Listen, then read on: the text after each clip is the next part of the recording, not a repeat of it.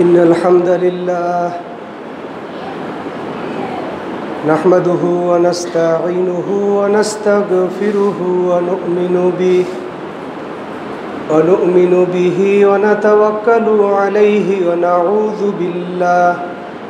ونعوذ بالله من شرور أنفسنا ومن سيئات أعمالنا من يهده الله فلا مضل له ومن يضلل فلا هادي له ونشهد أن لا إله إلا الله وحده لا شريك له ونشهد أن محمدا عبده ورسوله الذي أرسله بالحق بشيرا ونذيرا وداعيا إلى الله بإذنه وسراجا منيرا أما بعد فإن خير الحديث كتاب الله وخير الهدي هدي محمد صلى الله عليه وسلم وشر الأمور محدثاتها وكل محدثة بدعة وكل بدعة ضلالة وكل ضلالة في النار أعوذ بالله من الشيطان الرجيم بسم الله الرحمن الرحيم يا أيها الذين آمنوا اتقوا الله حق تقاته ولا تموتن إلا وأنتم مسلمون يا أيها الناس اتقوا ربكم الذي خلقكم من نفس واحدة وخلق منها زوجها وبث منهما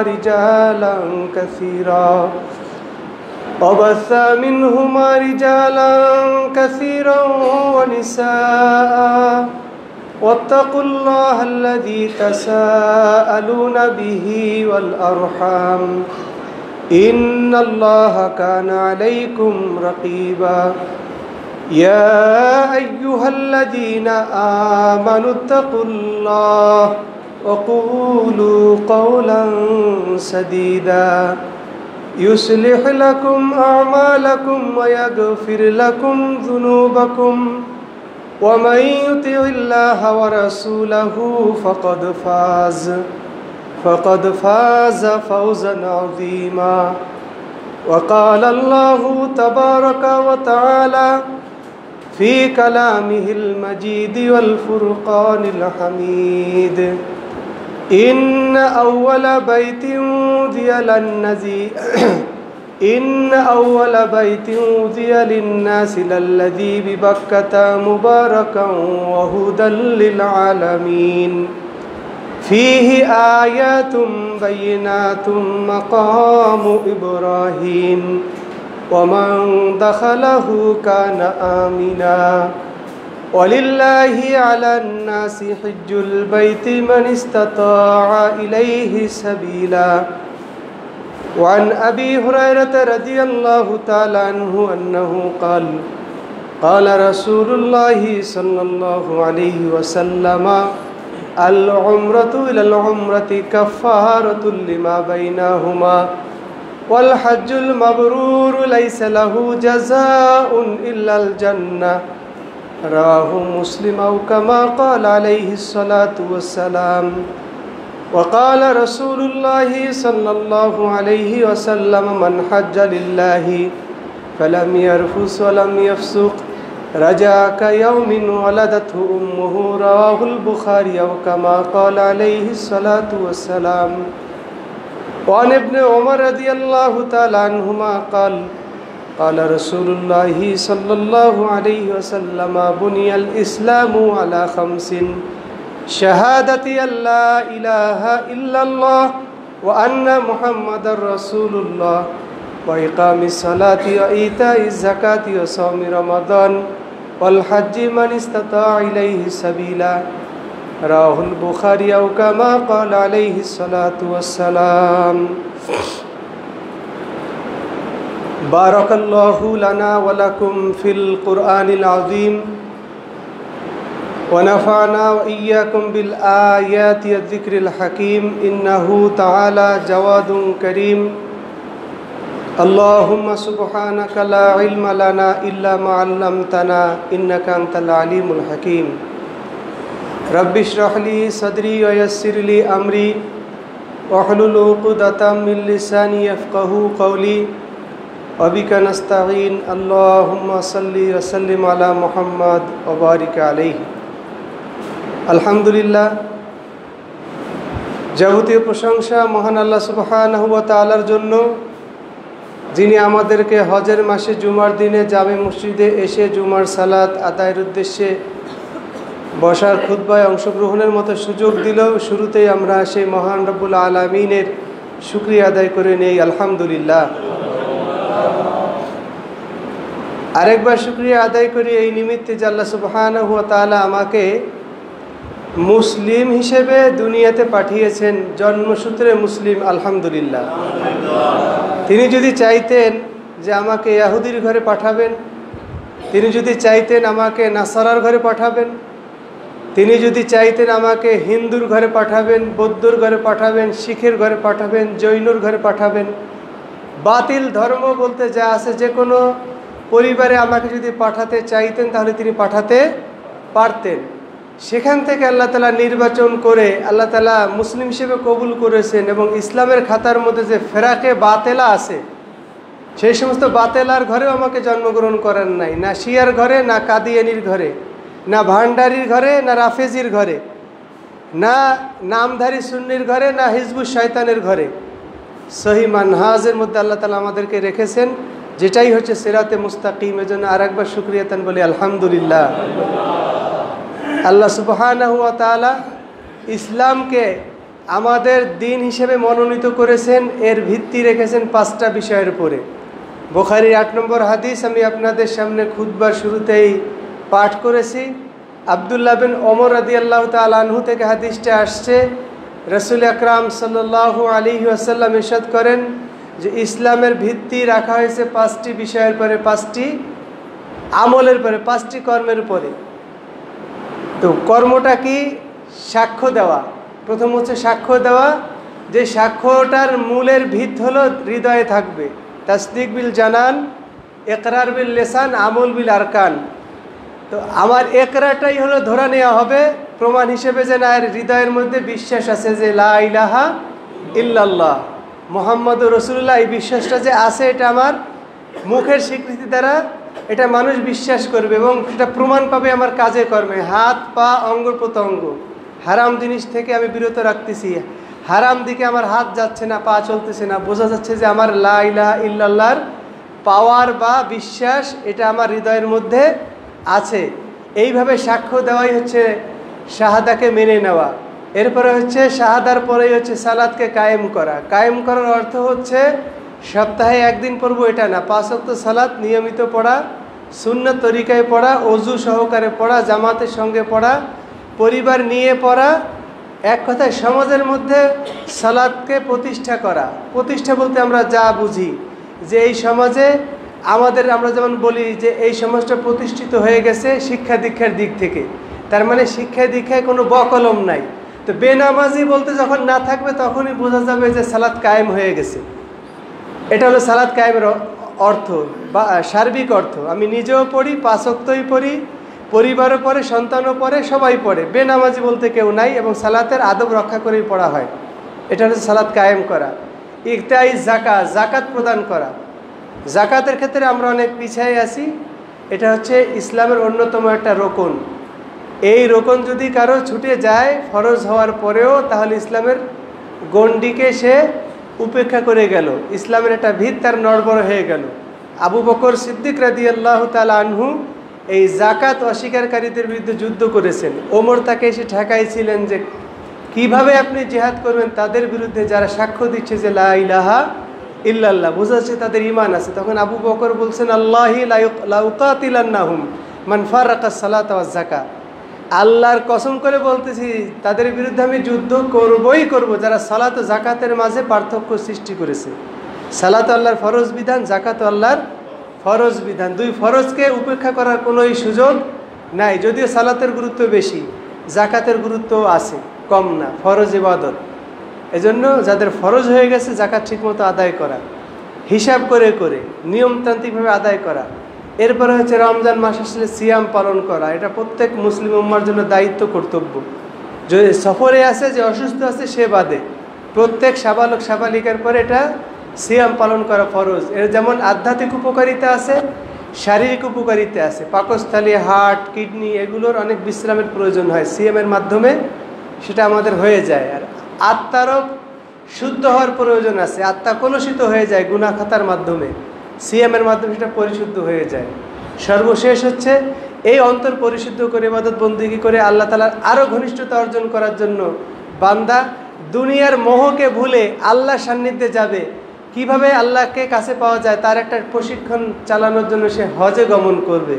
all হাজ মানিস্তাতা ইলাইহি সাবিলা, যে সামর্থ্য রাখে যে আল্লাহ তাআলার ঘরে পৌঁছানোর, যার কোনো বাধা বিঘ্ন নাই, প্যাকেজ কেনার সামর্থ্য রাখে অথবা বাহনের সামর্থ্য রাখে, যে কোনো পন্থায় যে হজ করার সামর্থ্য রাখে, তার জন্য হজ করা ফরজ। এই পাঁচটা রোকন হচ্ছে ইসলামের একটা অন্যতম বিষয়। যার এই রোকন নাই তার ইসলাম নাই। আজকের বিষয়ের আলোচনার বিষয় হচ্ছে আমাদের হজ নিয়ে, হজের গুরুত্ব, তাৎপর্য। তো গুরুত্বটা একটু পরে বলতেছি, তাৎপর্যে আগে আসি। হজের মূল হচ্ছে বাইতুল্লাহ কেন্দ্রিক, বাইতুল্লাহকে কেন্দ্র করে কিছু জায়গায় অবস্থান, কিছু নিয়ম নীতি পালন করা। তা বাইতুল্লাহ আগে সর্বপ্রথম আমরা আসি যে বাইতুল্লাহ সৃষ্টি হলো কিভাবে। খুতবা শুরুতে যে আয়াতটা পাঠ করা হয়েছে সূরা আলে ইমরানের ৯৬-৯৭ নং আয়াত, সেখানে আল্লাহ সুবহানাহু ওয়া তাআলা তথ্য দিয়েছেন, ইন্না আউওয়ালা বাইতিন উযিয়া লিন-নাসি লাল্লাযী বিবাক্কাতা মুবারাকান ওয়া হুদাল লিল আলামিন। পৃথিবীতে মানব জাতির জন্য ইবাদতের উদ্দেশ্যে সর্বপ্রথম যে গৃহ নির্মাণ হয়েছিল তা হলো বাক্কায় তথা মক্কায়। মক্কার পূর্ব নাম হলো বাক্কা, যেমন বোম্বে ছিল আগে, এখন হয়ে গেছে মুম্বাই, নামের পরিবর্তন হয়ে গেছে। তো এই নামের পরিবর্তনের কারণে স্থান কিন্তু পরিবর্তন হয়নি, ওই একই জায়গার নাম হলো বাক্কা থেকে মক্কা হয়ে গেছে, সেখানেই কিন্তু বাইতুল্লাহ। আল্লাহ তাআলা বলেন যে ফিহি আয়াতুম বাইয়িনাত হুদাল লিল আলামিন, এই বাইতুল্লাহ হচ্ছে বিশ্ববাসীর জন্য হেদায়েতের কেন্দ্রবিন্দু। সুবহানাল্লাহ। যখন বিশ্বের মানচিত্র এঁকেছিল পশ্চিমারা পূর্বে যখন মুসলিমরা এঁকেছিল, উত্তর মেরেছিল উপরে, দক্ষিণ মেরেছিল নিচে। তারা যখন উল্টে দিল মানচিত্রটা, তখন দক্ষিণ মেরু চলে আসলো উপরে, উত্তর উল্টে গেল আর কি, দক্ষিণ মেরু নিচে চলে গেছে, উত্তর মেরু উপরে। তো কাবা কিন্তু সবসময় পৃথিবীর কেন্দ্রেই রয়ে গেছে, আলহামদুলিল্লাহ। তো কেন্দ্রস্থলে কোনো কিছু ছাড়া মানে হচ্ছে সেটা সমান্তরালভাবে পুরো বিশ্বে ছড়িয়ে পড়া। একটা ইট যদি, একটা ঢেলা যদি পুকুরের মাঝখানে মারা হয়, সেখান থেকে একটা তরঙ্গের সৃষ্টি হয়, তরঙ্গটা সমান্তরালভাবে কিন্তু পুকুরের চতুর্পাশে পৌঁছে যায়। তো ইসলাম এমনই একটা জায়গায় নাজিল হয়েছে এমন মানুষদের উপরে, এমন মানুষদেরকে কেন্দ্র করে, যেই মানুষগুলোকে ইতিহাসের পাতায় বলা হয় দুর্ধর্ষ, জাহিলি এবং বেপরোয়া। এই বেপরোয়া হওয়ার কারণে কোনো ঝড় ঝঞ্ঝা, কোনো বৃষ্টি, কোনো মরুঝড়, কোনো আবহাওয়ার প্রতিকূলতা তাদেরকে ইসলামের বাণী পৌঁছে দেওয়াতে ঠেকাতে পারেনি। সুবহানাল্লাহ। সেই আরবের জাহিলি যুগের লোকগুলো রাসূল আকরাম সাল্লাল্লাহু আলাইহি সাল্লামের সংস্পর্শে এসে কোরআনের ধারক বাহক হয়ে গেছে, তারা সোনার মানুষে পরিণত হয়ে গেছেন, আলহামদুলিল্লাহ। তা আল্লাহ সুবহানাহু ওয়া তাআলা বলেন যে হুদাল লিল আলামিন, এখানে বাইতুল্লাহটা হচ্ছে পুরো বিশ্ববাসীর জন্য হেদায়েতের কেন্দ্রবিন্দু। ফিহি আয়াতুম বাইয়িনাত, এখানে অনেক নিদর্শন আছে মানুষের জন্য। মাকাম ইব্রাহিম আল্লাহ তাআলা নাম ধরে বলছেন, তার মধ্যে একটা আছে মাকাম ইব্রাহিম। মাকাম ইব্রাহিম কি জিনিস? একটা পাথর, আশ্চর্য পাথর। এই আশ্চর্য পাথরটা সম্পর্কে বর্ণনা সামনে ইনশাল্লাহ আসতেছে, সামনেই দেব। তো তার ভিতরে একটা আছে মাকাম ইব্রাহিম, বলে রাখলাম। আর একটা আছে হাজারে আসওয়াদ, যেটা জান্নাতি পাথর। জান্নাত থেকে আসার সময় দুধের মতো ধবধবে সাদা ছিল, পরবর্তীতে আদম সন্তানের পাপ শোষণ করতে করতে সেটা কালো হয়ে গেছে। বাইতুল্লাহর এক কোণায় সেটা রাখা আছে, হাজারে আসওয়াদের খণ্ড বিশেষ। এরপরে আছে সাফা মারোয়া। এই সাফা মারোয়া, এখানেও আল্লাহ তাআলা নিদর্শন আছে যে আল্লাহ তাআলা একজন মহিলা তার সন্তানকে বাঁচানোর জন্য হাই হুতাশ করে নিজের দুর্বলতাকে প্রকাশ করে যে 7টা দৌড় দিয়েছে, এটা আল্লাহ তাআলার কাছে পছন্দনীয় হয়েছে। যার কারণে সেটা একটা নিদর্শন হয়ে রয়েছে যে একটা মানুষের জন্য নিদর্শন করে রাখার জন্য আল্লাহ সুবহানাহু ওয়া তাআলা হাজী সাহেবগণ কিয়ামত পর্যন্ত যত হাজী হজ করবেন তাদের জন্য সাফা মারওয়ায় দৌড়ানো লাগে, সেটা দৌড়টা হবে পুরা স্পিডে দৌড় না, একেবারে মহিলাদের মতো দৌড়, হালকা গতির দৌড় হবে, ম্যারাথন দৌড়ের মতো অনেকটা। এইভাবে সেখানে আরও কিছু নিদর্শন আছে, বিভিন্ন জমজম কূপ আছে। এটার শুরুতে কাবাঘরটাই হলো কিভাবে? বুখারীর 3364 নম্বর হাদিসের মধ্যে ইবনে আব্বাস রাদিয়াল্লাহু তাআলা আনহু ঘটনাটা বর্ণনা করেছেন। তিনি বললেন যে আউয়ালা মাত্তাখাদান নিসাউ আল মিনতাকা মিন কিবালি ইসমাইল, পৃথিবীতে মানব জাতির মধ্যে মহিলারা যে মাজায় বেল্ট বা কোমর বন্ধনী ব্যবহার করতে শিখেছে, এটা ইসমাইলের মায়ের পক্ষ থেকে শিখেছে, মানে হাজেরা আলাইহিস সালামের কাছ থেকে শিখেছে। কেন? হাজেরা তার নিজের গর্ভের সন্তানকে সারা থেকে, মানে ইব্রাহিম আলাইহিস সালামের প্রথম স্ত্রী সারা থেকে লুকানোর জন্য কোমর বেল্ট মানে কোমর বন্ধনী ব্যবহার করেছেন, যাতে সে গর্ভবতী সেটা টের না পায়। এইভাবে যখন সন্তান ভূমিষ্ঠ হয়ে গেল, টের পেয়ে গেল, আল্লাহর হুকুম হলো ইতিমধ্যে যে এই সন্তানকে রেখে আসতে হবে মরুময় অঞ্চলে, যেখানে আমার ঘর নির্মিত হবে। জিবরিল আলাইহিস সালাম রাহাবারি করে নিয়ে আসতেছেন ইব্রাহিম আলাইহিস সালামকে সাথে করে। যেখানেই কোনো আবাদি দেখতেন ইব্রাহিম আলাইহিস সালাম বলতেছে, ভাই জিবরিল, এখানে কি আমাদের থাকার ব্যবস্থা হবে নাকি? জিবরিল আলাইহিস সালাম বললেন যে না, সামনে চলেন। সামনে চলতে চলতে যখন মক্কার কাবা ঘরের ওই স্থানে এসে গেলেন, তখন বলতেছেন টিলার দিকে দেখাই দিয়ে যে ওই যে উঁচু জায়গা, এখানে আপনাদের থাকার জায়গা, আল্লাহ তাআলা ওইটাই নির্ধারণ করেছেন, ওখানে আল্লাহর ঘর নির্মিত হবে, এখানেই আপনার পরিবার থাকবে। তাই নাকি? তিনি চতুর্দিকে তাকাই দেখলেন যে কোনো গাছগাছালি নেই, কোনো আবাদি নেই, কোনো জনবসতি নেই, কোনো ক্ষেত খামার নেই।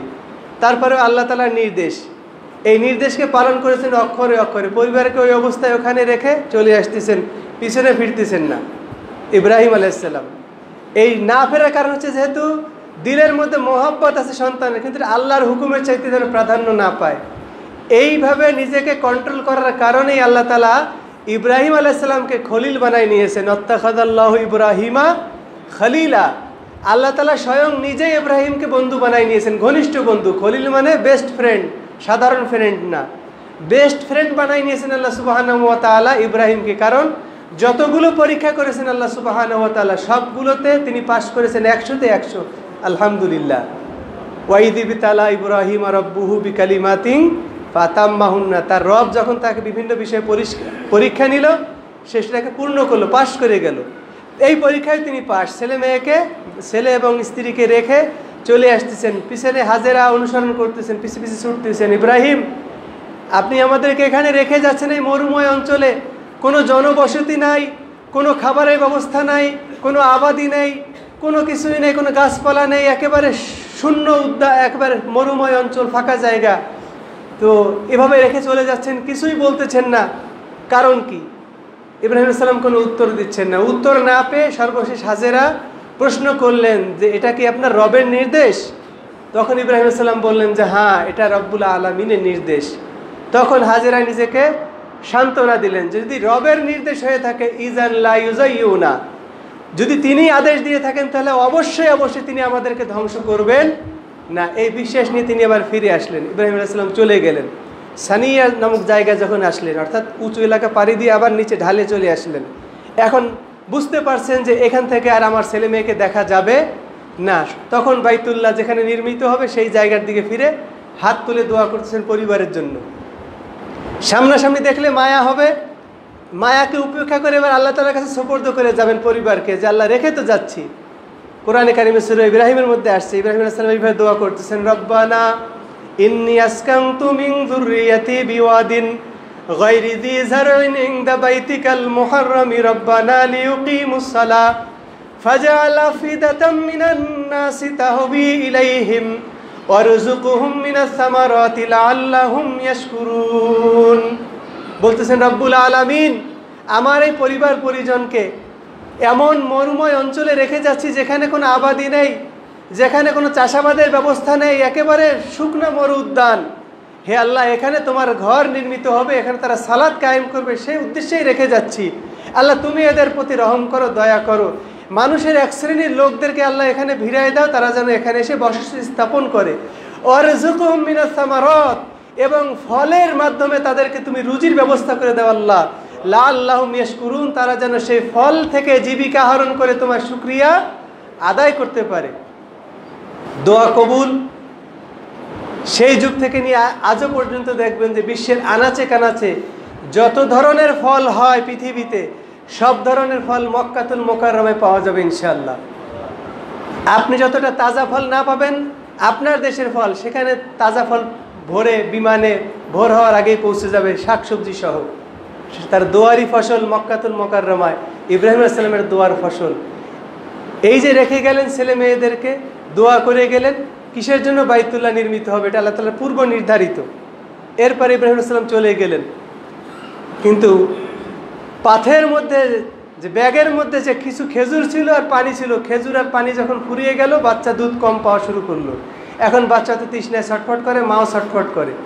মা যদি পানি না পায়, খাবার না পায়, তাহলে বাচ্চাও পাবে না, দুধের শিশু। এইবার তিনি পানির আশায় তিনি খোঁজ লাগালেন আশেপাশে কেউ আছে কিনা, জনবসতি আছে কিনা, মানে সাহায্য করার মতো কেউ আছে কিনা। দৌড় দিয়ে চলে গেলেন সাফা পাহাড়ে। সেখানে উপরে উঠলেন, দেখলেন যে কোনো কিছু আছে, কোনো লোকজন আছে কিনা, কেউ নাই সাহায্য করার মতো। আবার চলে আসলেন মারওয়ায়, সেখানে উঠে দেখলেন চতুর্দিকে শুধু ধুধু মরিচিকা, আর কিছুই দেখা যাচ্ছে না। এইভাবে 7টা তিনি দৌড় মারলেন, হতাশ হয়ে আবার বাচ্চার কাছে ফিরে আসলেন। যখনই বান্দার প্রচেষ্টা শেষ, তখনই আল্লাহ সাহায্য শুরু। এসে দেখলেন যে ফেরেশতা তার পায়ের গোড়ালির আঘাত দিয়ে, আরেক বর্ণনায় আসছে যে তার পাখার আঘাত দিয়ে একটা আঘাত দিয়েছে, যেখান থেকে আঘাত করেছে সেখান থেকে মাটি ফুঁড়ে ঝর্ণা ধারা বের হচ্ছে, পানির ফোয়ারা বের হচ্ছে। তিনি সেখানে এসে এরকম চতুর্দিকে হাউজের মতো ব্যারিকেড দিলেন, বান্দা দিলেন, আমরা যেটা বলি বান্দা দেওয়া, বান্দা দিলেন, ভেড়ি বাঁধলেন। এই ভেড়ি বাঁধার পরে হাউজের মতো করার পরে পানি থেমে গেল। আল্লাহ রাসূল সাল্লাম বলেন যে রাহিমাল্লাহু উম্মা ইসমাইল, আল্লাহ তাআলা ইসমাইলের মার প্রতি রহম করুক, তিনি যদি এই যে বান্দা না দিতেন তাহলে জমজম হতো একটা প্রবাহিত ঝর্ণা। সুবহানাল্লাহ।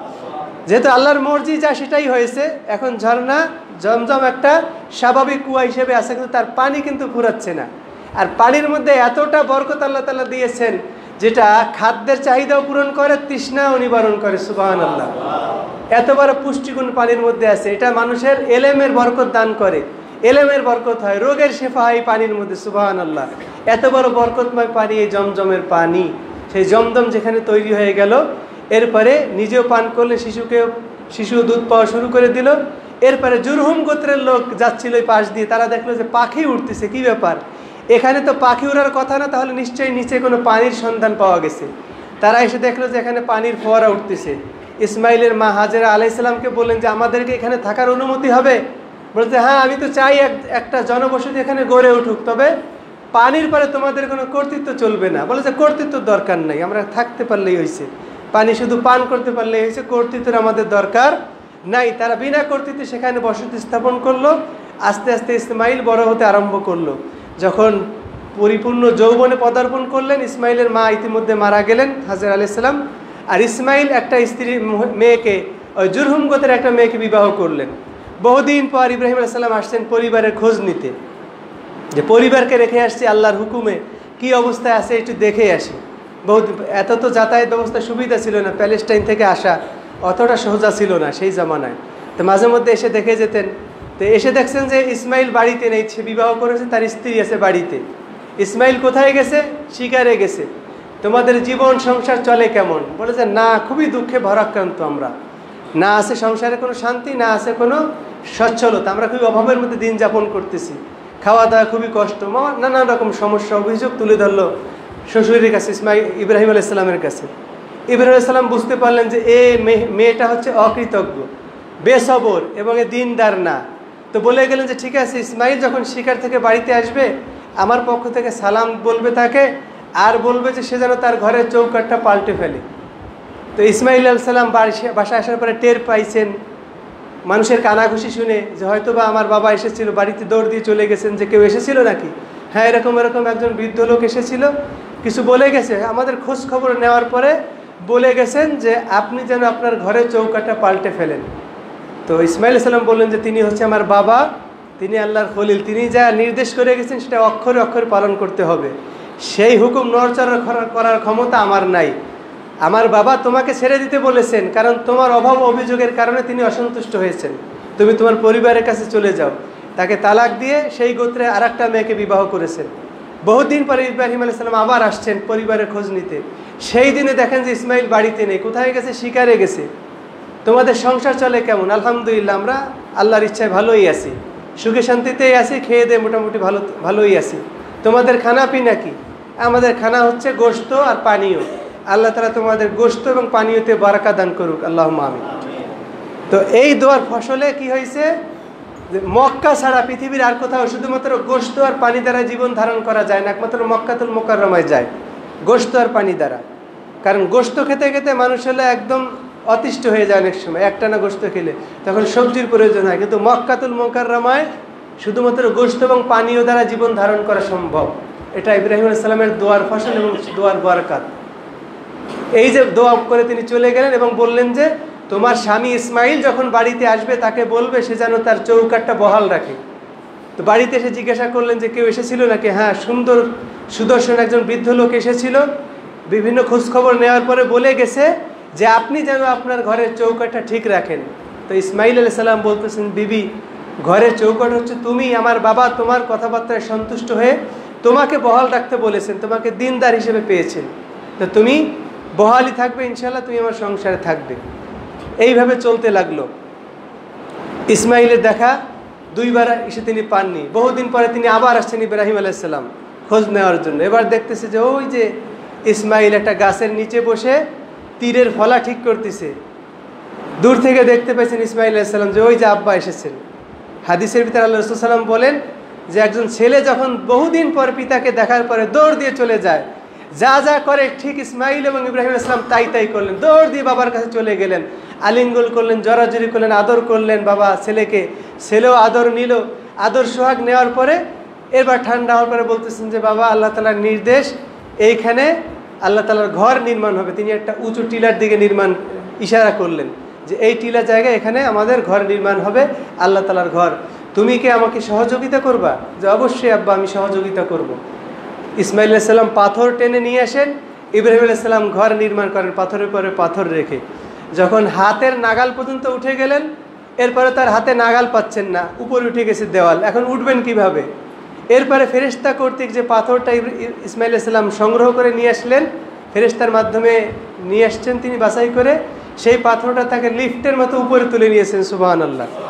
সেই পাথরের মধ্যে আল্লাহ তাআলা অলৌকিকভাবে ইব্রাহিম আলাইহিস সালামের পদচিহ্ন রেখে দিয়েছেন, পুরো বিশ্ববাসীর জন্য নিদর্শন যে একটা পাথর কি করে মানুষের কাজে লাগতে পারে আল্লাহর হুকুমে, সেটা বিশ্ববাসী দেখবে এবং বিশ্ববাসীর জন্য একটা নিদর্শন হয়ে থাকবে। সেই পাথরের নাম হচ্ছে মাকামে ইব্রাহিম। আল্লাহ তাআলার হুকুম হচ্ছে আত্তাখিযু মিন মাকাম ইব্রাহিমা মুসাল্লা, মাকাম ইব্রাহিমকে তোমরা মুসাল্লা হিসেবে গ্রহণ করে নাও, নির্ধারণ করে নাও। মাকাম ইব্রাহিমের কাছে এখন কিন্তু আমাদের সালাত আদায় করতে হয়, তাওয়াফের পরে 2 রাকাত সালাত আদায় করতে হয়। এবং মাকাম ইব্রাহিম সেই পাথর যেটা এখন একটা বেষ্টনীর মধ্যে ঘেরা আছে, কাচের বেষ্টনী দিয়ে ঘেরা আছে, সেখানে ইব্রাহিম আলাইহিস সালামের পদচিহ্ন কিন্তু আছে। সেই পাথরটা তাকে নিয়ে উপরে তুলেছেন, ঘর নির্মাণ হয়ে গেছে। ঘর নির্মাণ যখন হয়ে গেছে তখন দোয়া করতেছেন ইব্রাহিম এবং ইসমাইল আলাইহিস সালাম, রব্বানা তাকাব্বাল মিন্না ইন্নাকা আনতাস সামিউল আলিম। আল্লাহ তাআলা বলছেন সূরা বাকারার 127 নম্বর আয়াতের মধ্যে, যখন ইব্রাহিম ও ইসমাইল ঘর নির্মাণ করতেছে, ঘরের যখন ভিত্তি উঠালো, ওয়াইদ ইয়ারফাউ ইব্রাহিমুল কাওয়াইদা মিনাল বাইতি ওয়া ইসমাইল, তখন তারা দোয়া করতে আরম্ভ করলো, রব্বানা তাকাব্বাল মিন্না, হে আল্লাহ, এই যে তোমার ঘর বানাইলাম, একটা নেক আমল করলাম, এই আমলটুকু আমাদের পক্ষ থেকে আল্লাহ তুমি কবুল করে নাও। তো দুনিয়াতেও এটা আমাদের জন্য একটা শিক্ষণীয় যে ভালো একটা বা বড় একটা নেক আমল করার পরে আল্লাহ তাআলার কাছে সাথে সাথে দোয়া করা যেন আল্লাহ তাআলা এটা কবুল করে। কারণ আমার আমলটা যদি আল্লাহ কবুল না করে, সেটা যত বড়ই হোক, এটা কোনো কাজে লাগবে না। সে দোয়া করতেছেন, ঘরের নির্মাণ কাজ করতেছেন। যখন কমপ্লিট হয়ে গেল তখন আল্লাহ তাআলার পক্ষ থেকে হুকুম হলো, আল্লাহ তাআলা হুকুম দিলেন সূরা হজের 27 নম্বর আয়াতের মধ্যে আল্লাহ তাআলা বলেন, ওয়াজ্জিন ফিন নাসি বিল হজ ইয়াতুকা রিজালা ওয়া আলা কুল্লি যামিরি ইয়াতিনা মিন কুল্লি ফাজ্জিন আমিক। ইব্রাহিম, আমার ঘর নির্মাণ হয়ে গেছে, এইবার তুমি মানুষের মাঝে হজের এলান দিয়ে দাও। ইব্রাহিম আলাইহিস সালাম বললেন যে হে রব্বুল আলামিন, এটাতে একটা মরুময় অঞ্চল, না আছে কোনো আবাদি, না আছে কোনো তেমন লোকজন, 2-1 কিছু আসছে জরহুম গোত্রের লোক, এছাড়া তো কোনো লোকজন এখানে নাই, একেবারে ফাঁকা জায়গা। এখানে ঘোষণা দিলে আমার এই এলান কে শুনবে বিশ্ববাসীর? তো তাবারির মধ্যে আসছে, তাফসীরে তাবারির মধ্যে মুস্তাদরাকে হাকিমের বর্ণনায় আল্লাহ তাআলার পক্ষ থেকে জবাব দেওয়া হয়েছে, ইব্রাহিম তুমি ঘোষণা দাও, শুধু হজের এলান দাও, তোমার এই এলানকে বিশ্বের পুরো মানুষের কর্ণগহ্বরে পৌঁছানোর দায়িত্ব আমি আল্লাহ স্বয়ং গ্রহণ করলাম। তো মুফাসসিরিন ইকরাম, উলামা ইকরাম বলেন যে যারা লাব্বাইক বলে সেই ইব্রাহিম আলাইহিস সালামের আহ্বানে সাড়া দিয়েছে, কিয়ামত পর্যন্ত যত লোক হজে যাবে, বাইতুল্লাহ জিয়ারত নসিব হবে, বোঝা যাবে যে সেই লোকগুলি লাব্বাইক বলে সাড়া দিয়েছিল। তারা সেই সময় জীবিত থাকুক অথবা পিতার ঔরসে থেকে থাকুক, রুহের জগতে থেকে থাকুক না কেন, রুহের জগতে থাকুক আর দুনিয়াতে জীবন্ত থাকুক, সবাই যারা লাব্বাইক বলে সাড়া দিয়েছে তারাই হজে যেতে পারবে, তারা হজ করতে পারবে। তো সেখান থেকে কিন্তু হজের একটা সিলসিলা জারি হয়ে গেছে।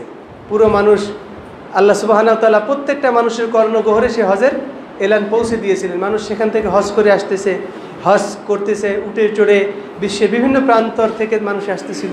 পর্যায়ক্রমে আস্তে আস্তে ইসলাম যখন এসে গেল, আল্লাহ নবীর পরে আল্লাহ সুবহানাহু ওয়া তাআলা সূরা আলে ইমরানের ৯৭ নম্বর আয়াত দ্বারা এই উম্মতে মুহাম্মাদিয়ার জন্য হজ করাকে ফরজ করে দিলেন। আল্লাহ তাআলা বললেন যে ওয়ালিল্লাহি আলান নাসি হিজ্জুল বাইতি মান ইসতাতা ইলাইহি সাবিলা, মানুষের জন্য, মানুষ বলতে এখানে উম্মতে মুহাম্মাদিয়ার জন্য, আল্লাহ সন্তুষ্টির জন্য হজ করা, বাইতুল্লাহর হজ করা, আল্লাহ তাআলার ঘরের জিয়ারত করা, এটা ফরজ করে দেওয়া হয়েছে যে সেখানে পৌঁছানোর সামর্থ্য রাখে। এই যে এখান থেকে ফরজ হয়ে গেল। বুখারী হাদিসের মধ্যে আসছে, রাসূলুল্লাহ সাল্লাল্লাহু আলাইহি ওয়াসাল্লাম বলেন যে মান হাজ্জা লিল্লাহি, যে আল্লাহ তাআলার জন্য হজ করলো, আল্লাহ সন্তুষ্টির জন্য, ফালাম ইয়ারফুস ওয়ালাম ইয়াফসুক, হজে গিয়ে কোনো যৌনতামূলক কথা বলল না, কোনো আচরণও করলো না, যৌন আচরণ করলো না, এবং কোনো পাপের কাজও করলো না, ওয়ালাম ইয়াফসুক রাজাকা ইয়াউমিন ওয়ালাদাতহু উম্মুহু, হজের যাবতীয় বিধিবিধান পালন করেছে, কোনো অন্যায় সে করেনি, কোনো সীমা লঙ্ঘন করেনি। সে এমনভাবে হজ থেকে ফিরে আসবে যেমন যেদিন তার মা তাকে ভূমিষ্ঠ করেছিল, নিষ্পাপ, একেবারে নিষ্পাপ হয়ে সে বাড়ি ফিরে আসবে। আর এক হাদিসের মধ্যে সহিহ মুসলিমের 1349 নম্বর হাদিসের মধ্যে রাসূলুল্লাহ সাল্লাল্লাহু আলাইহি ওয়াসাল্লাম বলেন যে আল উমরাতু ইলাল উমরাতি কাফারাতুল লিমা বাইনাহুমা, এক উমরা থেকে আর এক উমরা, এই দুই উমরার মাঝে মানুষের যে পাপগুলো হয়ে থাকে আল্লাহ সুবহানাহু ওয়া তাআলা এগুলো মার্জনা করে দেন, কাফারা করে দেন। ওয়াল হাজ্জুল মাবরুর লাইসা লাহু জাযাউন ইল্লাল জান্নাহ, আর হজ্জে মাবরুর যদি কেউ করে তার প্রতিদিন একমাত্র জান্নাতই সে পাবে, সুবহানাল্লাহ। আর হজ্জে মাবরুর হচ্ছে সেইটাই যেই হজের মধ্যে কোনো যৌনতামূলক কথা বলা হয়নি, কোনো বাজে কথা বলা হয়নি, এবং কোনো পাপের কাজ করা হয়নি, এবং হজের নিয়ম নীতি লঙ্ঘন করা হয়নি, সেটাকে বলা হয়েছে হজ্জে মাবরুর। তা আমাদের অনেক হাজি সাহেবরা হজে চলে গিয়েছেন, তাদের জন্য আমরা দোয়া করি যে আল্লাহ সুবহানাহু ওয়া তাআলা তাদেরকে যেন হজ্জে মাবরুর নসিব করেন, আল্লাহুম্মা আমিন। আর আমাদের যাদের হজ ফরজ হয়ে আছে, কিভাবে হজ ফরজ হয়, যে হজের প্যাকেজ নেওয়ার সামর্থ্য রাখে, 5 লাখ 7 লাখ বা 6 লাখ যাই হোক না কেন হজের প্যাকেজ, এই প্যাকেজে ধারণ করতে পারে, প্যাকেজটা নিলে তার পরিবারের পরে কোনো প্রভাব পড়বে না, পরিবারে খানায় কষ্ট হবে না, থাকায় কষ্ট হবে না, এরকম কষ্টবিহীনভাবে পরিবারের চাহিদা পূরণ করার পরে যদি দেখা যায় যে এত টাকা উদ্বৃত্ত আছে, যেই টাকা দিয়ে সে হজের প্যাকেজ গ্রহণ করতে পারে, তাহলে এই ব্যক্তির জন্য হজ ফরজ। বিনা গড়িমসি করে হজে দেরি করা যাবে না। আর মহিলাদের জন্য হজ ফরজ হওয়ার পরে পাশাপাশি তার জন্য স্বামী থাকতে হবে অথবা মাহারাম থাকতে হবে। দেখা গেল মহিলার পরে হজ ফরজ হয়ে গেছে, সে অনেক টাকার মালিক, কিন্তু তার কোনো স্বামীও নেই অথবা তার সাথে হজে যাবে কোনো মাহারামও না, তাহলে এই মহিলার পরে হজ ফরজ হলেও আদায় করা ফরজ না, যতক্ষণ না পর্যন্ত তার হজে যাওয়ার তার মাহারাম পুরুষ বা স্বামী না থাকবে, না পাওয়া যাবে। অনেকে মনে করে যে মনে হয় দল বেঁধে অন্য মহিলাদের সঙ্গে যাওয়া যায়, অর্থাৎ তার বোন গেছে তার দুলাভাইয়ের সাথে, এখন চিন্তা করে আমি যাব আমার বোনের সাথে, দুলাভাইয়ের তাতে কী হয়েছে, না এভাবে করা যাবে। 3 দিনের সফরের দূরত্ব কোনো মহিলা অতিক্রম করতে পারে না তার স্বামী ছাড়া অথবা মাহারাম ছাড়া। হজ তো দূরের কথা, কোনো সফরেও যেতে পারবে না, এটা একটা নেকির আমল, নেকির কাজ। কোনো মাহারাম পুরুষ বা স্বামী ছাড়া মহিলারা হজে যেতে পারবে না। আর এই হজ করতে গিয়ে আমাদের জমানার লোকেরা যে ভুলগুলো করে তার মধ্যে অন্যতম হচ্ছে যে হাজি ক্যাম্প থেকে হজের এহরাম এবং তালবিয়া পাঠ করা শুরু করে, মানে পরিপূর্ণ মিকাতের কাজ এখান থেকে শুরু করে। এটা কিন্তু একটা ভুল। যদি এখান থেকে মিকাত বানাবেন তা আল্লাহ নবী মসজিদে নববী থেকে মিকাত কেন বানালেন না? মসজিদে নববী সেটাও তো একটা হেরেমের মধ্যে, মক্কাও হেরেম, মদিনাও কি হেরেম, মা বাইনা আয়ের আর সাওর হারিমুন, আল্লাহ নবী ঘোষণা করেছেন আয়ের পর্বত এবং সাওরের মাঝখানে যে এরিয়াটুকু আছে মদিনা, এটাও হেরেম। আল্লাহ নবী যদি চাইতেন যে হেরেম থেকে তিনি হেরাম বেঁধে এখান থেকে তালবিয়া, এক হেরেম থেকে তালবিয়া পড়তে পড়তে আর এক হেরেমে যাইবেন, এটা আরও বেশি মর্যাদার কারণ ছিল না? ছিল। কিন্তু নবী সাল্লাল্লাহু আলাইহি সাল্লাম মদিনাকে অতিক্রম করে জুল হুলাইফাতে এসে তিনি হেরাম বেঁধে সেখান থেকে তালবিয়া পাঠ করেছেন এবং তিনি মিকাত নির্ধারণ করেছেন পুরো বিশ্ববাসীর জন্য। আক্কাত আল মিকাত রাসূলুল্লাহ সাল্লাল্লাহু আলাইহি সাল্লাম লি আহলিল মাদিনাতি জুল হুলাইফা, মদিনাবাসী এবং মদিনার দিক থেকে যারা আগমন করবে তাদের জন্য হলো জুল হুলাইফা। যারা ইয়ামানের দিক থেকে আসবে, ইয়ামানবাসী এবং ইয়ামানের দিক থেকে আগমনকারীদের জন্য মিকাত হচ্ছে ইয়ালামলাম। যারা ইরাক এবং ইরাকবাসী, ইরাকের দিক থেকে যারা আসবে তাদের জন্য মিকাত হচ্ছে জাতু ইরেক। আর যারা সিরিয়া এবং সিরিয়ার দিক থেকে আসবে তাদের জন্য মিকাত হচ্ছে জোহফা। যারা পশ্চিম দিক থেকে আসবে, রিয়াদ অথবা নজদ থেকে আসবে, তাদের জন্য হলো কারনুল মানাজিল। এই যে মিকাতগুলো বানালো, এটাকে মন গড়া বানালো হজ আল্লাহ তাআলার উদ্দেশ্যে, যে আল্লাহ হজ ফরজ করে দিয়েছেন। মিকাতগুলো এই হজের একটা অংশ না? একটা হজের অংশ, যে মিকাত থেকে আমাকে এহরাম বেঁধে তালবিয়া পাঠ করে পরিপূর্ণ হজের তালবিয়া সেখান থেকে শুরু করতে হবে। হ্যাঁ, এহরাম যদি বিনা কারণে কোনো কারণবশত আমি কাপড়টা আগে পরি অসুবিধা নেই, কিন্তু তালবিয়া ওই জায়গা থেকে আমি পড়তে, আমাকে ওখান থেকেই তালবিয়ার নিয়ত করে হজের মূল নিয়ত ওই মিকাত থেকে আমাকে করতে হবে। কারণ বিমানে যাওয়ার সময় দেখা গেল কাপড় পরার সময় পাবো না আমি, তখন আগে থেকে কাপড় পরে নিলাম, কিন্তু তালবিয়া এবং হজের নিয়ত ওই মিকাত অতিক্রম করার সময় আমাকে করতে হবে। লাব্বাইক আল্লাহুম্মা লাব্বাইক লা শারীকা লাকা লাব্বাইক ইন্নাল হামদা ওয়ান নি'মাতা লা শারীকা লাকা লাব্বাইক। এই যে মিকাত যখন এসে যাবে তখন আমাকে তালবিয়া পাঠ করে কি করতে হবে? আমাকে হাজী সাহেব হতে হবে, মোহরেম হতে হবে। তো এই যে মিকাতগুলো আল্লাহ নবী সাল্লাল্লাহু আলাইহি ওয়াসাল্লাম নির্ধারণ করে দিলেন, এটা কিন্তু হজের একটা অংশ। সেই অংশকে বাদ দিয়ে এখন মিকাত বানাই নিলাম বাংলাদেশের হাজি ক্যাম্প, ইন্দোনেশিয়ার হাজি ক্যাম্প, ইন্ডিয়ার হাজি ক্যাম্প, তাহলে মিকাত হয়ে গেল কতগুলো? প্রত্যেক দেশের যে বিমানবন্দরগুলো আছে সবগুলো যদি মিকাত বানাই নেই, তাহলে মিকাত হবে তো সাথে সাথে মিকাত হয়ে যাবে। এরকম সাথে সাথে মিকাত আল্লাহ নবী বানায় যান নাই। যেহেতু আল্লাহ নবী বানায় যান নাই, এগুলো করা হচ্ছে বেদাত হজের মধ্যে। এজন্য সাবধান। আল্লাহ নবী সাল্লাল্লাহু আলাইহি সাল্লাম এক হজ এক ওমরা নিয়ে বাড়ি আসছেন, সাহাবা ইকরামও তার সাথে ছিল, লক্ষাধিক সাহাবা তার সাথে ছিল। প্রত্যেকেই এক হজ এক ওমরা নিয়ে বাড়ি আসছেন, কেউ শুধু হজ নিয়ে আসছেন। আম্মাজান আয়েশা কান্দে দিয়েছেন শুরুতেই, যে ইয়া রাসূলুল্লাহ কি হয়েছে, আমার তো হায়েজ এসে গেছে, হজের তো বলছে যে অসুবিধা নাই, এটা তো আদম সন্তানের নারীদের জন্য আল্লাহ তাআলা বরাদ্দ করে রেখেছেন, তোমাদের মাসে মাসে ঋতুস্রাব হবে, কাদার কিছু নেই, ধৈর্য ধারণ করো, হজের তফ বাদে বাদবাকি হজের যে আহকাম আছে সেগুলো তুমি চালায় যাও। হজ শেষ সবাই ফিরে আসবে, আবার কাঁদতেছেন আম্মাজান, কি হয়েছে? যে আপনারা এক হজ এক ওমরা নিয়ে বাড়ি যাচ্ছেন সবাই, আমার তো শুধু একটা হজ হয়েছে, ওমরা তো হয়নি। তার ভাই আব্দুর রহমানকে দিয়ে তানিমি পাঠাই দিয়েছেন, যাও একে নিয়ে উমরা পূরণ করে নিয়ে এসো। এবার এক হজ এক ওমরা নিয়ে সবাই ফিরে আসলেন, আর আমাদের হাজী সাহেবরা এক হজ 20 ওমরা নিয়ে ফেরত আসে, এক হজ 23 ওমরা নিয়ে ফেরত আসে। কয়টা ওমরা করেছে? 23টা করেছে, 24টা করেছে। এই যে সুন্নাহকে উপেক্ষা করে যাওয়া, আমল বেশি কিন্তু রসুলের দলে থাকা যায় না। ফামান রাগিবান সুন্নতি ফালাইসা মিন্নি, আল্লাহ নবী ঘোষণা করেছেন, রাত ভর ইবাদত করো ভালো কথা, কিন্তু আমার দলে থাকা গেল না। সারা বছর রোজা রাখো, সিয়াম রাখো ভালো কথা, কিন্তু রসুলের দলে থাকা যায় না। সংসার সব বাদ দিয়ে তুমি ধর্ম করো, কিন্তু ভালো কাজ, কিন্তু রসুলের দলে থাকতে পারলে না। এমন ভালো কাজ, যে ভালো কাজ রসুলের দলে থেকে আমাকে বাহির করে দেয়, সেই ভালো কি আর ভালো থাকে? কিয়ামতের দিন এই ভালো তার আমার কোনো উপকার হবে? কোনোই উপকার হবে না। এই জন্য সাবধান। সহি তরিকায় যে সকল কাফেলাগুলো আমাদেরকে হজ করা, এরকম কাফেলা খুঁজে হজের বই, সহি মানহাজে যে বই লেখা, সহি মানহাজের লেখকরা যে বই লিখেছেন সেটাকে আগে মোতালা করা, আগে অধ্যয়ন করা, যে হজের সহি পদ্ধতিটা কি, সেই পদ্ধতিতে কারা কারা আমাদের হজ করায় সেই দলে যোগদান করা। তা না হলে এত টাকা খরচ করে আমার হজের ত্রুটি থেকে যাবে, অনেক ক্ষেত্রে হজ বাতিলও হয়ে যেতে পারে, এমন এমন কাজ, গর্হিত কাজ ঘটে থাকে। এজন্য আমাদেরকে একটু সচেতন হয়ে আমাদেরকে একটু আগায় আসে, সচেতন হয়ে আমাদেরকে কি করতে হবে? কাফেলা নির্বাচন করতে হবে। আর তারপরে কথা হচ্ছে, হজের ফরজ হওয়ার পরে কারপরে ফরজ হয়েছে এটা তো আমরা জানতে পারছি। হজের প্যাকেজ যে নিতে পারে, কারো যদি প্যাকেজ 1 লাখ টাকা হয়ে যায়, কেউ ইন্ডিয়া বাড়ি, তার 3 লাখ টাকা হয়ে যাচ্ছে। গজব তো আমাদের দেশে পড়েছে, 6-7 লাখ টাকার নিচে হজ হয় না। ইন্ডিয়া থেকে 3-4 লাখ টাকায় হজ হয়ে যায়, ইন্দোনেশিয়ায় 2 লাখ টাকায় হজ হয়ে যায়। গজব সব আমাদের দেশে। খানে আলা পার্টি বেশি যে আমাদের দেশে, আমি গল্প শুনলাম একজনের কাছ থেকে, বলছে যে একটা লাগেজ দেওয়া লাগতো আগে হাজি সাহেবদের, 1800 টাকা বাজেট হয়েছে ঢাকা সিটি থেকে, যে হাজিদের কাছ থেকে 1800 টাকা নেওয়া হবে লাগেজ প্রতি। সেটা ওই সিটি থেকে খাইতে খাইতে খাইতে খাইতে মূল যে কোম্পানি সে 300 টাকায় লাগেজটা বানাই দিছে। স্থানীয় এমপি খাইছে, চেয়ারম্যান খাইছে, তারপরে কর্পোরেশনে যারা আছে ওরা খাইছে, খেতে খেতে খেতে খেতে পুরো 300 টাকার লাগেজ দিয়ে পরে কোম্পানি পাইছে 300 টাকা। সে 300 টাকা সে লাভ না করে কি দিছে নাকি ব্যাগ? লাভ করে 300 টাকায় সে লাগেজ দিচ্ছে। তাহলে কীরকম লাগেজ দিছে? সেই লাগেজ নিয়ে যখন বিমানে ফেলাইছে সৌদি আরবে, এখন তো লাগেজ সিটে বিটে সব শেষ। এবার সৌদি আরবের পুলিশরা কি করবে? ওই লাগেজ গুছাবে বাঙালিদের, না তারা কাজ করবে? পরে অবজেকশন দিছে যে তোমাদের দেশের এই লাগেজ সিস্টেম যদি এগুলো যদি ঠিক না করো তাহলে তোমাদের এই হজ যাত্রা বন্ধ, মানে তোমাদের এই এখানে ইমিগ্রেশনে কাজ হবে না, ঢুকতে পারবো না তোমরা। কঠোরতা আরোপ করার পরে তারপরে লাগেজ সিস্টেম বাদ হয়ে গেছে।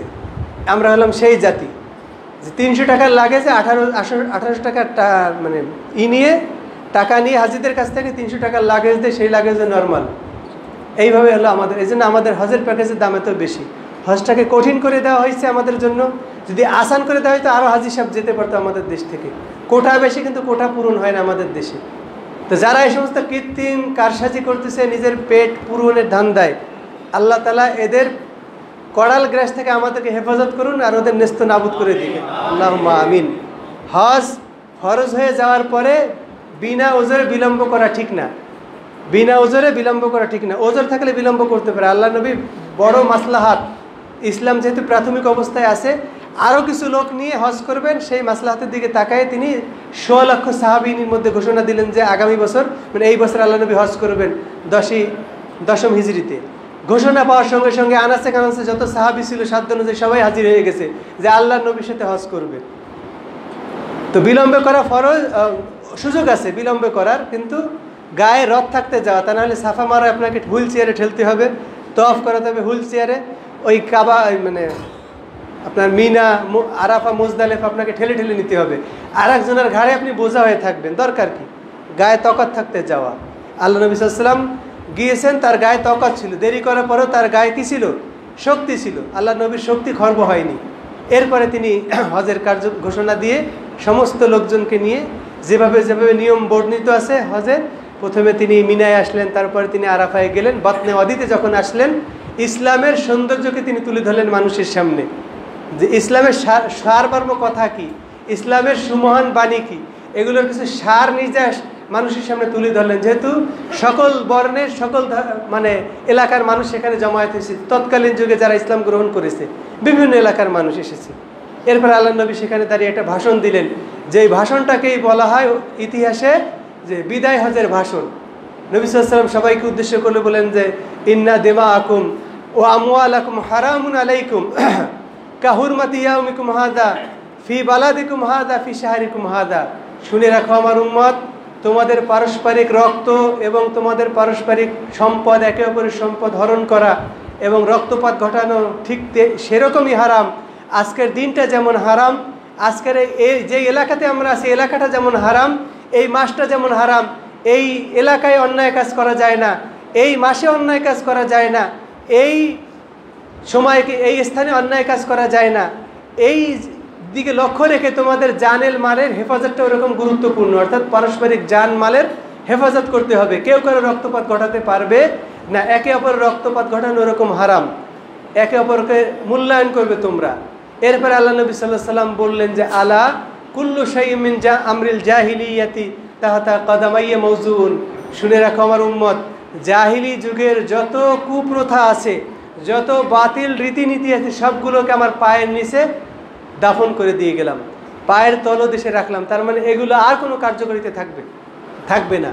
না থাকবে কোনো সুদ প্রথা, না থাকবে কোনো রক্ত প্রতিশোধ, বংশ পরম্পরার রক্ত প্রতিশোধ, না থাকবে কোনো বেহায়াপনা, বিবাহের গণ্ডি ছাড়িয়ে যেতে পারবে না 4টার বেশি, এরকম বেহায়াপনা, জেনা ব্যভিচারের সয়লাভ থাকবে না, মদ পানের মাধ্যমে সমাজ নষ্ট হতে পারবে না। আর এই জাহিলি যুগের যে সমস্ত মৌলিক কর্মকাণ্ড যা আছে সব কিছুকে আমার পায়ের নিচে দাফন করে দিলাম। এরপর আল্লাহ নবী বললেন যে সর্বপ্রথম রক্তপণ, যেটা আমাদের গোত্রের রক্তপণ, যেটা আমরা পাওয়ার হকদার রাখি, রবিয়া ইবনে হারেসের ছেলের রক্তপণ, যে অমুক গোত্রে আর এক গোত্রে সে লালিত পালিত হচ্ছিল, হোজাইল তাকে হত্যা করে দিয়েছে, এই রবিয়ের ছেলে রক্তপণকে আমি সর্বপ্রথম আমার গোত্রের পক্ষ থেকে মওকুফ করে দিলাম। জাহিলি যুগের কোনো বিচার আচার, জাহিলি যুগের কোনো রক্তের বদলা এখন আর নেওয়া হবে না। ইসলামের মধ্যে ইসলামের আইনের আলোকে হবে এবার, জাহিলি যুগের বদলা শেষ। এরপরে বলতেছেন যে রেবাল জাহিলিয়াতে মওজুআতুন, সুদ প্রথা আর থাকবে না। জাহিলি যুগের যত সুদ প্রথা আছে, সুদের যত লাভ্যাংশ আছে সব শেষ। অনেকে যদি মূলধন নিতে চাও মূলধনটা নিতে পারো, তবে সর্বপ্রথম আমি আমার চাচা আব্বাস বিন আব্দুল মুত্তালিবের সুদও মওকুফ করলাম এবং তার আসল যেটা আছে এবং উপরি যেটা আছে সবগুলোকে আমি মওকুফ করে দিলাম। সে আসলও পাবে না, সুদও পাবে না, কোনোটাই পাবে না, সবগুলো মওকুফ। সুদ প্রথা শেষ হয়ে গেল। এরপরে আল্লাহ নবী সাল্লাল্লাহু আলাইহি সাল্লাম বললেন যে ফাত্তাকুল্লাহ ফিন নিসা, নারী অধিকারের ক্ষেত্রে তোমরা আল্লাহ তাআলাকে ভয় করবে। ফাইন্নাকুম আখাযতুমুহুন্না বিআমানিল্লাহি, আল্লাহর নিরাপত্তায় তোমরা তাদেরকে গ্রহণ করেছো।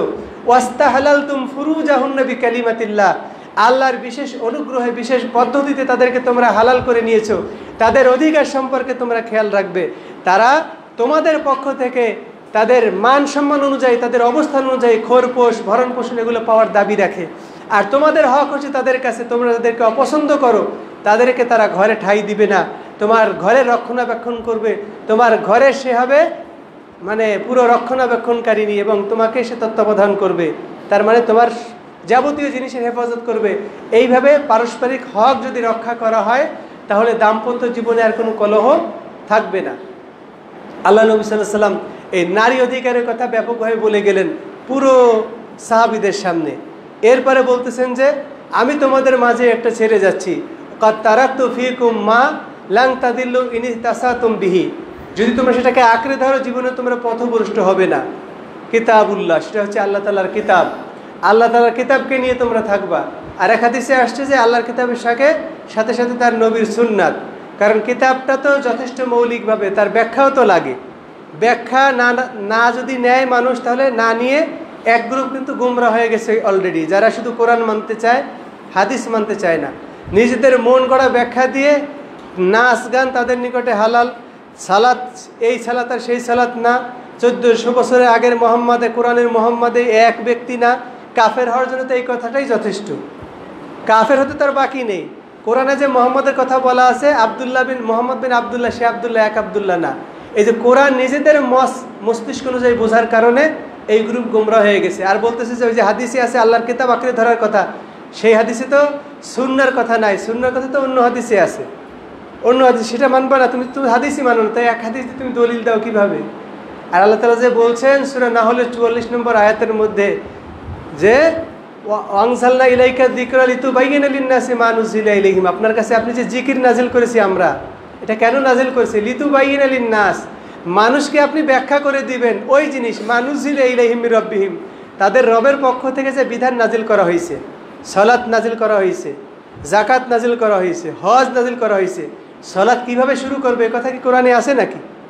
সালাত আদায়ের কথা বলা আছে, কায়েম করার কথা বলা আছে। সালাত শুরু করবে তাকবীরে তাহরিমে আল্লাহু আকবার বলে, এ কথা কোরআনে আছে কোথাও?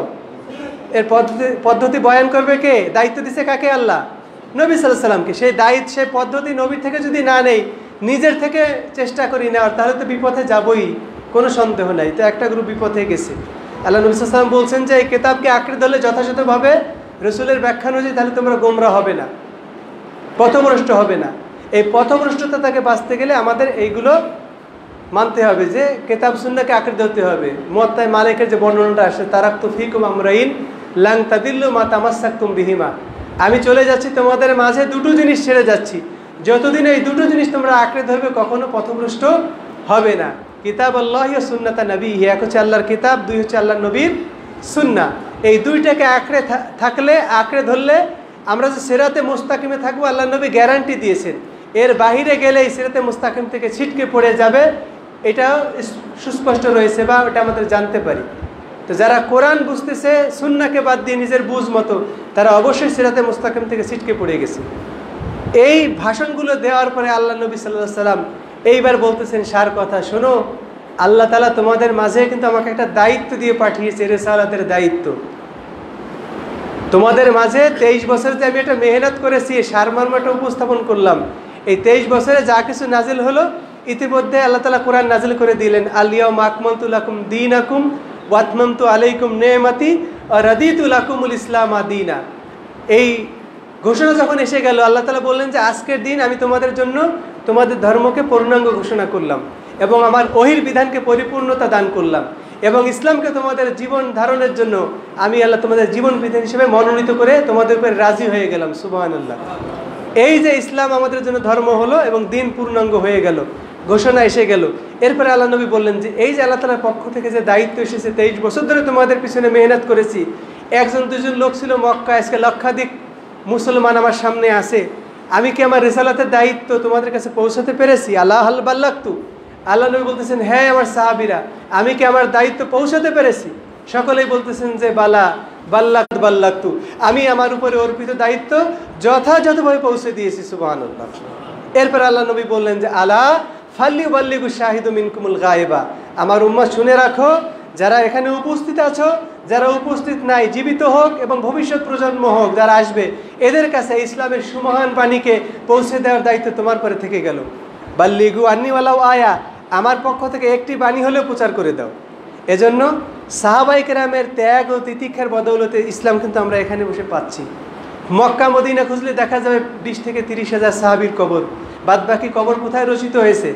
আরবের বিভিন্ন এলাকা, আরবের বাইরে চলে গেছেন। সাদ ইবনে আবি ওয়াক্কাসের কবর আছে ইরানে, তারপরে আবু আইয়ুব আনসারী, এছাড়া বিভিন্ন সাহাবা যারা মিশরে গেছেন, মিশর অভিযানে।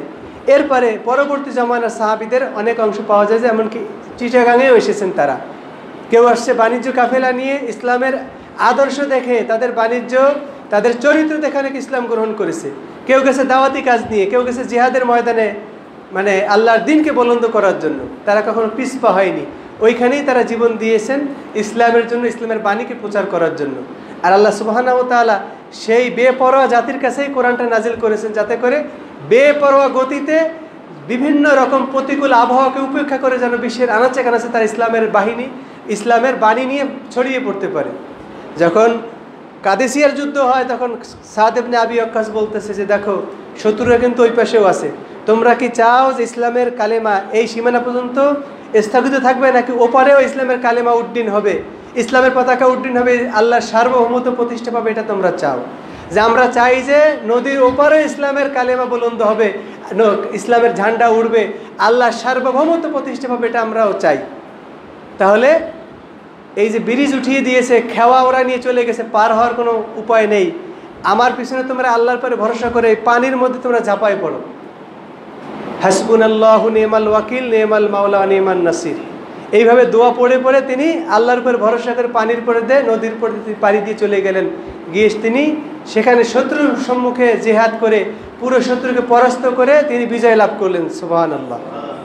এই যে নদী পাড়ি দিয়ে গেলেন, তাদের কোনো খেওয়া ছিল না, কোনো ব্রিজ ছিল না, ঘোড়ায় করে পাড়ি দিয়ে চলে গেছেন। কোনো ইতিহাস থেকে বোঝা যায় যে একজন মুজাহিদ বলতেছে যে যখন সাদ ইবনে আবি ওয়াক্কাস খবর নিয়েছেন যে আমাদের কোনো কেউ ক্ষতিগ্রস্ত হয়েছে কিনা, বলছে না। একজন বলতেছেন যে আমাদের একটা পেয়ালা পাওয়া যাচ্ছে না, তো বলতেছে যে আমরা আল্লাহর পথের মুজাহিদ, একটা পেয়ালা তো সামান্য ব্যাপার, বলছে না পেয়ালাটা আমার খুব প্রিয়, আমি চাই যে সেটা, যেহেতু আমাদের কোনো ক্ষতি হয়নি তা আমার পেয়ালার ক্ষতি হবে কেন, আমার ক্ষতি হবে কেন? তো দেখা গেল যে কিছুক্ষণ পরে সে পেয়ালাটা একটা ঢেউয়ের মধ্যে ফেরত এসেছে। সুবহানাল্লাহ। তো এইভাবে সাহাবায়ে কেরামের বিভিন্ন কারামতি আল্লাহ তাআলা জাহির করেছেন। ওসমানের জামানায়, ওসমান রাদিয়াল্লাহু তাআলার যুগে মুয়াবিয়া সহ যখন তারা ওই যে প্রথমে সমুদ্র অভিযানে গিয়েছিলেন ইউরোপ অঞ্চলে, সমুদ্র অভিযানে যুদ্ধ করতে করতে এক পর্যায়ে তারা সমুদ্রের মধ্যে ঘোড়া চালাই দিয়েছিলেন। পরবর্তীতে যুদ্ধ শেষ হওয়ার পরে তখন তার হুঁশ ফিরেছে যে আমরা তো সমুদ্রের ভিতরে যুদ্ধ করেছি, এর আগে তিনি টের পাননি। তো আল্লাহর পথে যখন মানুষ সম্পূর্ণ আস্থা ভরসা নিয়ে নামে, তখন আল্লাহ তাআলার সাহায্য মানুষ দেখতে পায়। বদরের যুদ্ধে যেমন দেখেছে আল্লাহর নবীর জীবদ্দশায়, এখনও যদি আল্লাহর পরে পরিপূর্ণ তাওয়াক্কুল করে আমরা যদি আল্লাহর পথে নামি, আমরা আল্লাহর সাহায্য দেখতে পাবো। কারণ সেই আল্লাহ বুড়ো হয়ে যাননি, সেই আল্লাহ দুর্বল হয়ে যাননি, সেই আল্লাহ এখনও শক্তিশালী আছেন, এখনও তিনি জীবন্ত আছেন। হাইয়ুল কাইয়ুম লা তাখুযুহু সিনাতুন ওয়ালা নাওম, সে আল্লাহ এখনও বহাল আছেন, কিন্তু আমরা তার কাছ থেকে সাহায্য পাওয়ার যোগ্যতা হারাই ফেলছি। সেই যোগ্যতা আমাদেরকে তৈরি করতে হবে, আমাদের ঈমানকে মজবুত করতে হবে, আমলে সালেহার পরিমাণ বাড়াতে হবে, ভেজাল থেকে আমাদেরকে দূরে ঠেলে দিতে, ভেজাল দূরে ঠেলে দিয়ে একেবারে নিষ্কলুষ ঈমান আমলের উপরে আমাদেরকে উঠে আসতে হবে। আল্লাহ তাআলা আমাদেরকে তৌফিক দান করুক, আল্লাহ কবুল করুক, আল্লাহুম্মা আমিন। পরিশেষে যে কথাটা বলতে চাই যে হজ এটা মুসলিম উম্মার একটা অন্যতম দায়িত্ব কর্তব্য, একটা অন্যতম রকম ইসলামের। যাদের পরে হজ ফরজ হয়ে গেছে অবশ্যই হজ করবেন, আর যারা হজে গেছেন তাদের জন্য আরও খাস করে দোয়া করি আল্লাহ তাআলা হজ্জে মাবরুর নসিব করুন, সহি সালামতে তারা হজ পালন করে আমাদের মাঝে আবার পরিবারের কাছে ফিরে আসতে পারুন। আল্লাহ কবুল করে নিক, আল্লাহুম্মা আমিন। আকুলু কাওলি হাযা আস্তাগফিরুল্লাহ লি ওয়া লাকুম ওয়া লিসাইরিল মুসলিমিন।